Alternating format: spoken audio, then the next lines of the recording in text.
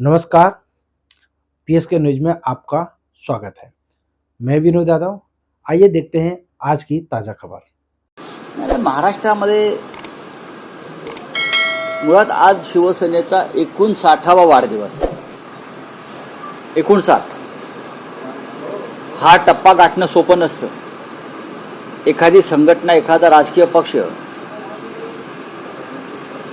59 वर्ष पूर्ण करतो आहे किंवा 59 वर्ष वर्धापती साजरा करतो, हा टप्पा गाठणं सोपं नाही। ह्या प्रवासामध्ये अनेकदा संघर्ष, अडथळे, संकट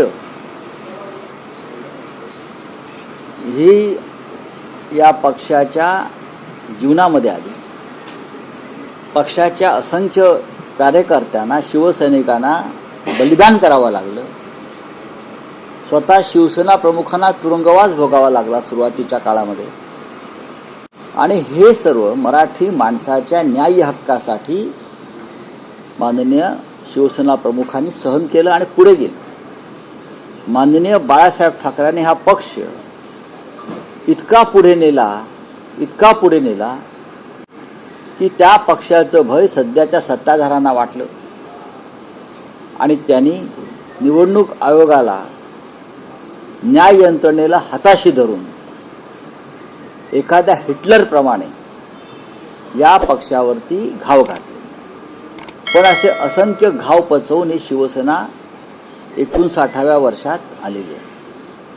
असे अनेक घाव आम्ही पचवलेत, यापुढेही पचवू। शिवसेनेची वाटचाल ही पुढे चालूच राहील। या संपूर्ण काळामध्ये अनेक नवीन लोक आले, आमचे अनेक सहकारी आम्हाला सोडून गेले, तरी हा पक्ष पुढे नेण्याचं ध्येय आणि कसब माननीय बाळासाहेबांनंतर सन्माननीय शिवसेना पक्षप्रमुख उद्धव ठाकरे यांनी दाखवले। शिवसेना विरोधी पक्षात उत्तम काम करत आली आणि जेव्हा सत्तेची जबाबदारी आमच्यावर आली तेव्हा आम्ही सत्तेवर सुद्धा चांगल्या प्रकारे काम करून दाखवलं। पण शिवसेनेचं भय हे सत्ताधाऱ्यांना कायम वाटत आलं। शिवसेनेचं भय सत्ताधाऱ्यांना कायम वाटत आलं आणि ते वाटायलाच हवं, अशा पद्धतीनं या संघटनेची बांधणी शिवसेना प्रमुखांनी त्यानंतर उद्धवजीने केली। आज के खबरों का सफर यहीं तक। मिलते हैं अगली खबर के साथ। तब तक के लिए नमस्कार।